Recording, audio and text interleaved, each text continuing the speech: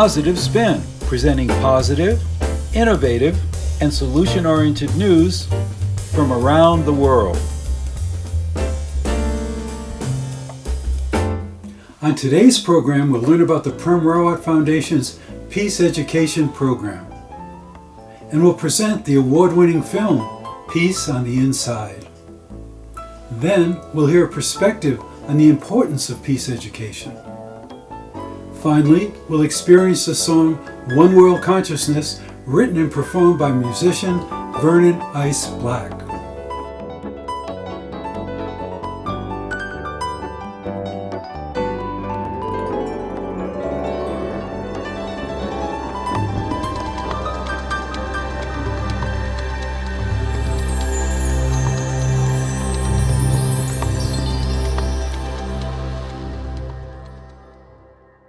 Welcome to the Peace Education Program.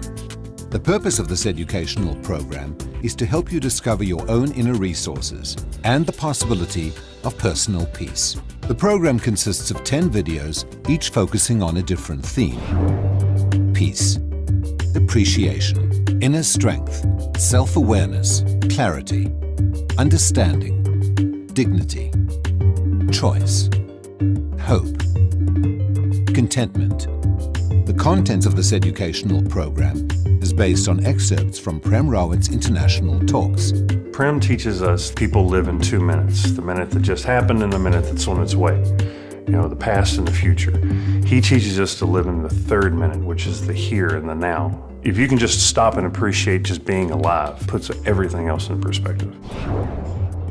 What is so exciting from an educator's point of view about the Peace Education Program is that it focuses an individual through listening and reflecting on innate tools already available to them. Peace also has been placed inside of you. And not only is it precious, but there is abundance of it. True education is about providing tools that set students up for life. My experience with facilitating the Peace Education Program is that the program presents a different kind of learning. The program is designed to promote self-awareness and self-discovery. The measures of learning are gauged individually by one's own self.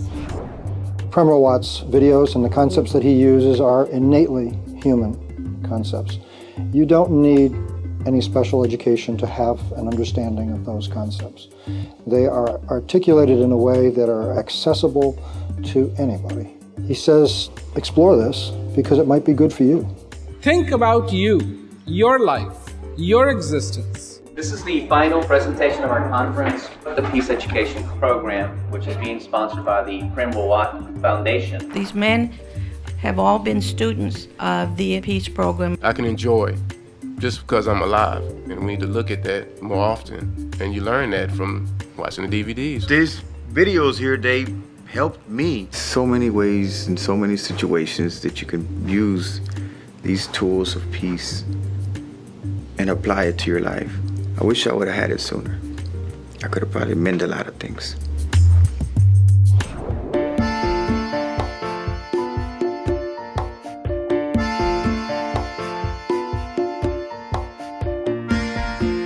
Sí, la paz es inevitable. La paz es algo fundamental en la vida, porque si no hubiese paz, hubiese solo guerra. En un video que tú mismo nos hiciste ver que decía que la paz sí es posible, pero cuando primero estemos en paz nosotros mismos. Y debería ser la educación, porque la educación no solo te debe dar cosas para la mente, ¿no? Ciencia, debe darte conciencia también, ¿no? El bien ser. Esta es nuestra comprensión del mensaje de Prem Rawat y que estamos transversalizando todo en la educación en la provincia de Imbabura. My name is Birgitte Nielsen. I'm a retired teacher. We thought of offering the Peace Education Program in the AOF, a nationwide educational system for adults. In this region, in the AOF, we called it the art of knowing yourself. The students' response to the workshop was very positive. What the program taught me was that I am responsible for my own happiness. Peace is inside me. It's not something that's going to come around the corner, but it's something that I have within at all times. And now I know that I am the miracle. I'm alive and I'm very thankful. Around the world, the Peace Education program is being presented to a diverse range of people in a diverse range of environments. Colleges, universities, adult education programs, correctional facilities, veterans organisations, hospitals, retirement communities. This is really exciting. One thing I'd like to share with other people who are considering hosting a PEP is that you can just feel confident in this material. It is such a powerful presentation. People love it.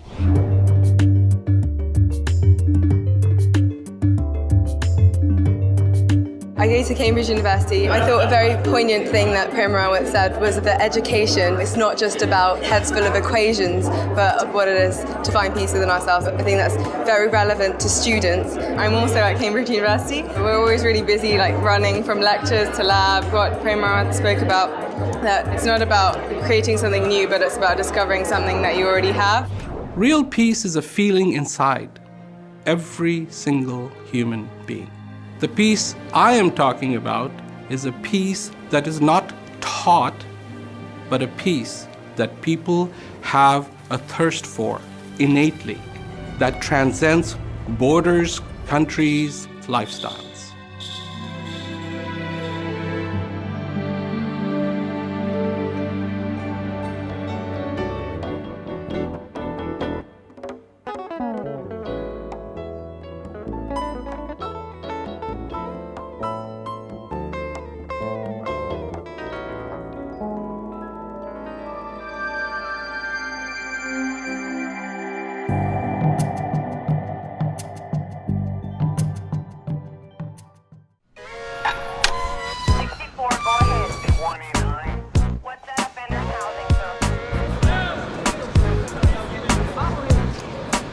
If I wanted something, I took it. Everything is always watch your back. High crime hotspots persist decade after decade. My mom and my dad were heroin addicts. They have lack of family support. I was hooked on drugs real bad. I grew up with this anger, hatred, envy. In 1981, there was 13 prisons in Texas. Today, we're at over 105 prisons. My feelings became numb. Women were a piece of meat. Drugs, it's the nation's problem. I had lost all contact with my heart. Imagine we bringing peace within an area that's known for violence. I would always like to fight. I was always in trouble.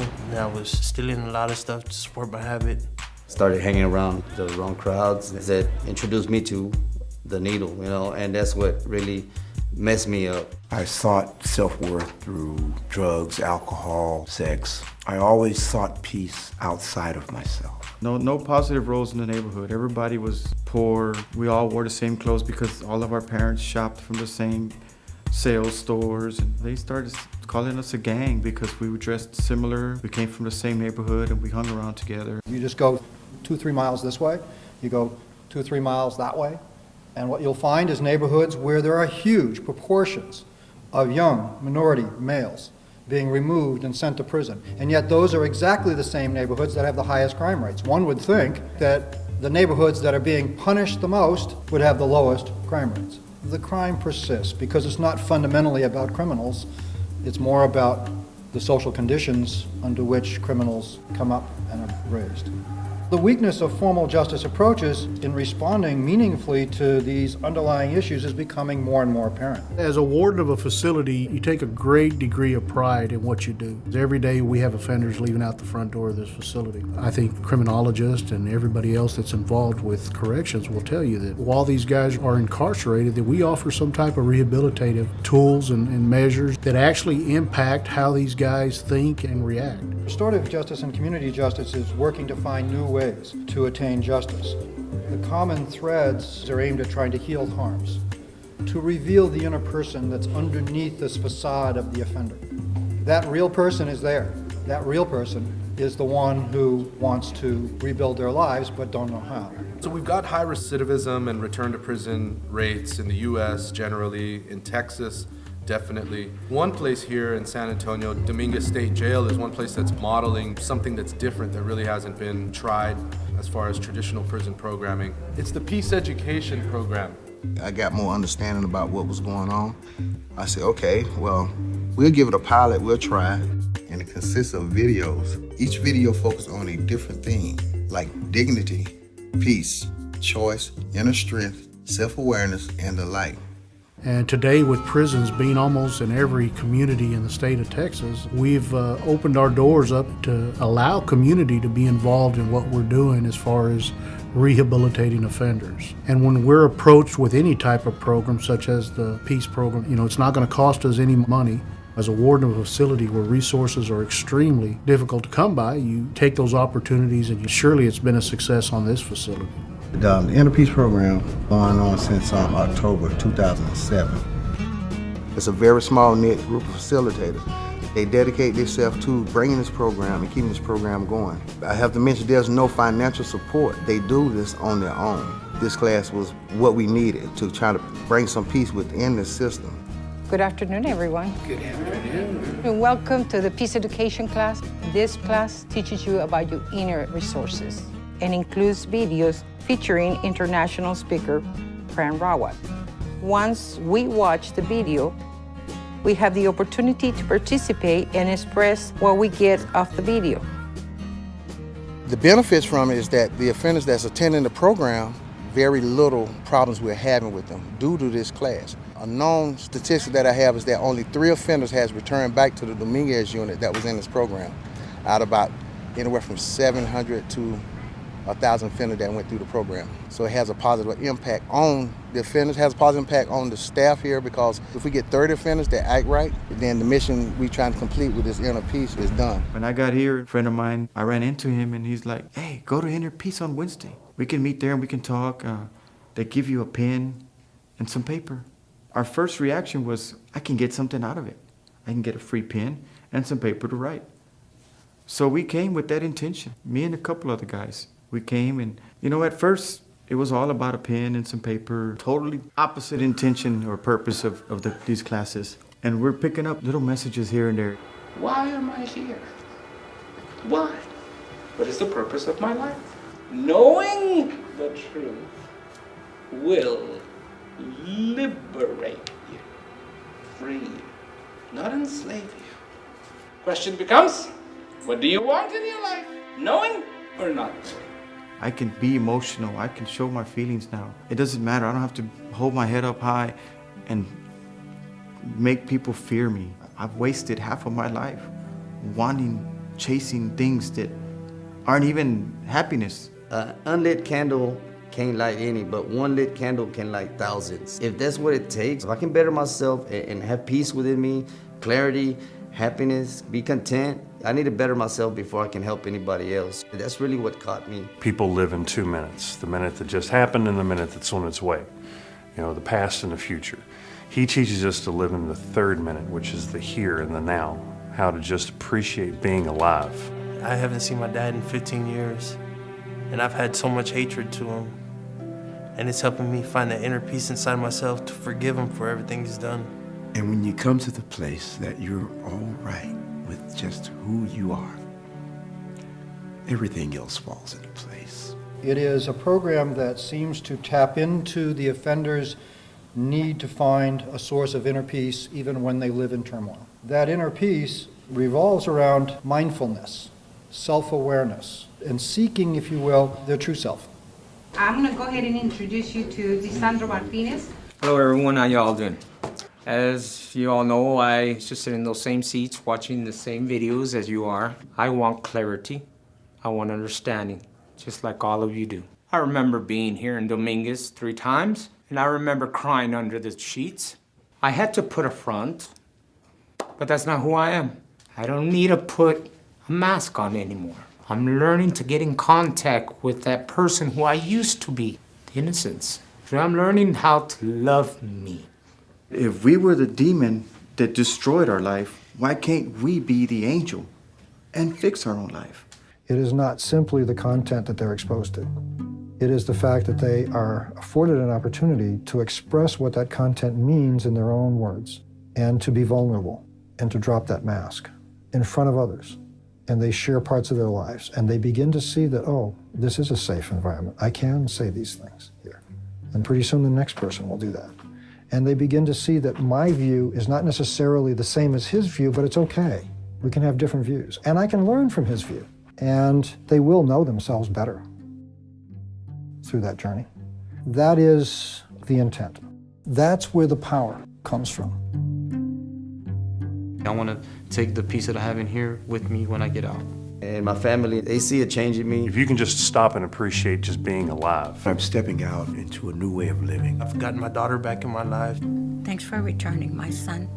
I would hope other wardens would value my opinion regarding this program. I think every warden in any prison, probably in the world, will tell you that if we can control how offenders react to conflict and give them tools to deal with what we call life issues, it's a win situation, and it would definitely benefit any warden in any penal institute anywhere in the world.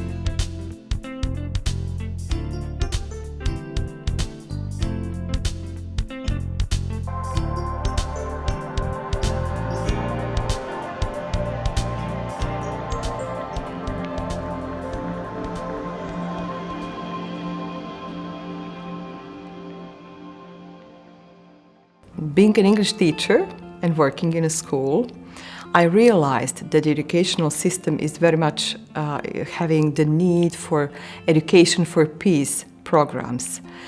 And at a certain point of time, in '99, I spent 4 months at Nansen Humanistic Academy in Lillehammer, which is based in Norway, being trained in topics of democracy, human rights, and peaceful conflict resolution.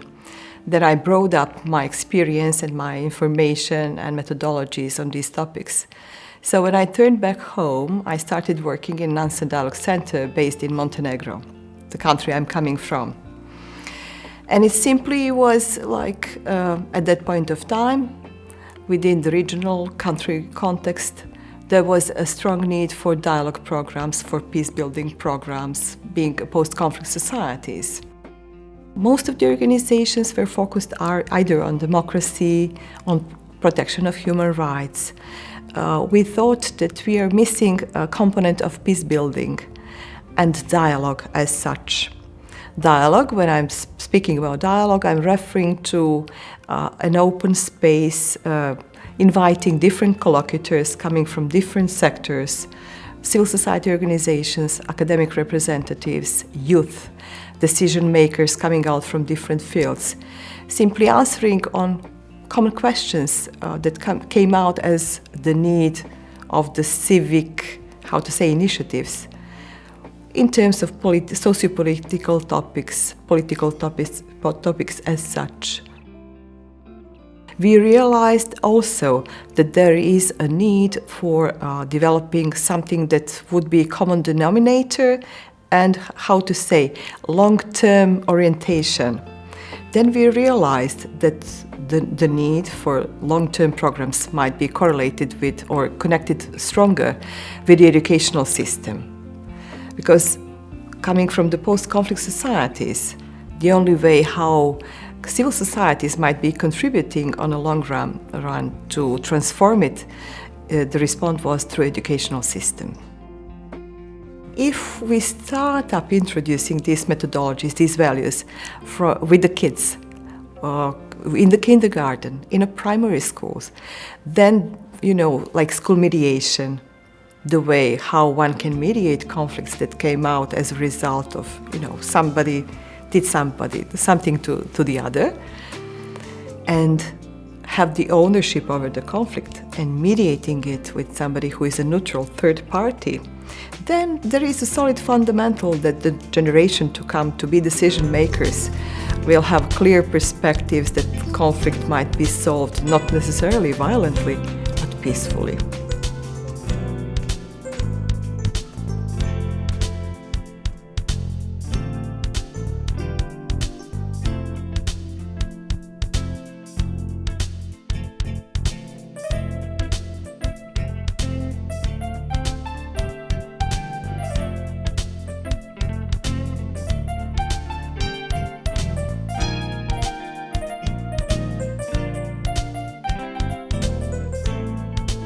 And now, breaking news.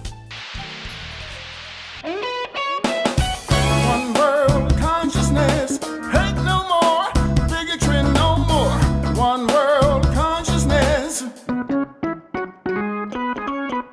One world consciousness, hate no more, bigotry no more. One world consciousness. You know what time it is. Time's come together.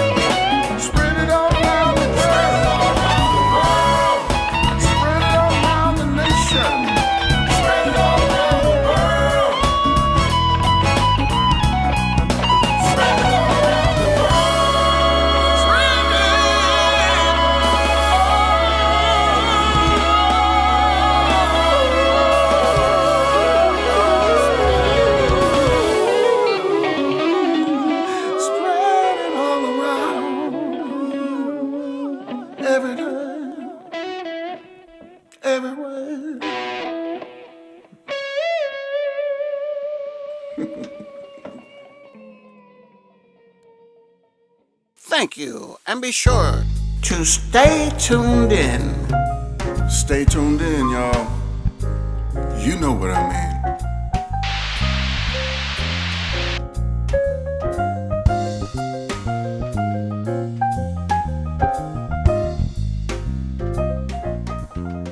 We need peace in this world so everybody can live together and love one another. And so everybody can be happy. Maureen McCarthy, Rhode Island. To me means that beautiful place that everybody has inside And we can all have peace if we remember to go there instead of out. The peace is within us. That's peace to me. Name is Roderick. What peace means to me? Peace means being comfortable, being in your own shoes, just being at peace with yourself. Peace. My name is Jordan McCarthy, and peace to me is just living amongst people that might have different views or upbringings, backgrounds, and being able to live in harmony with them and able to love them unconditionally.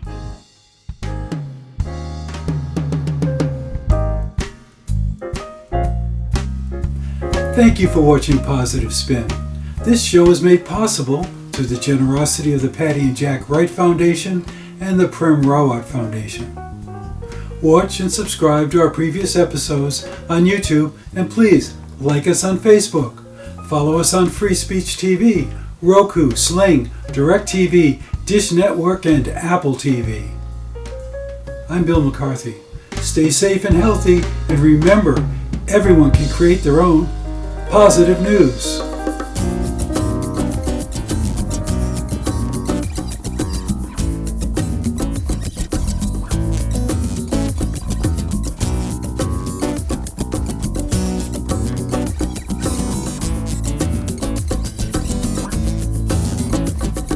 Kiss before the moonrise, I'm taken by surprise, and the smoke seemed to dance on the horizon.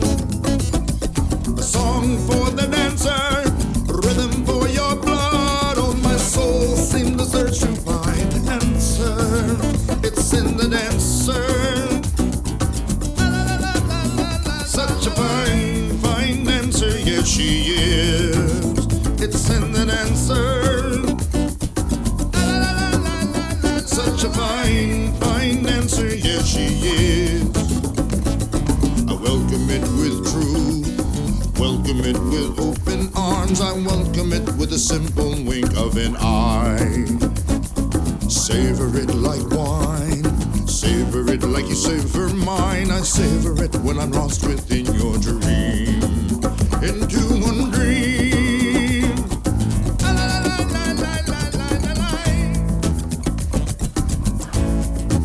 Into one dream.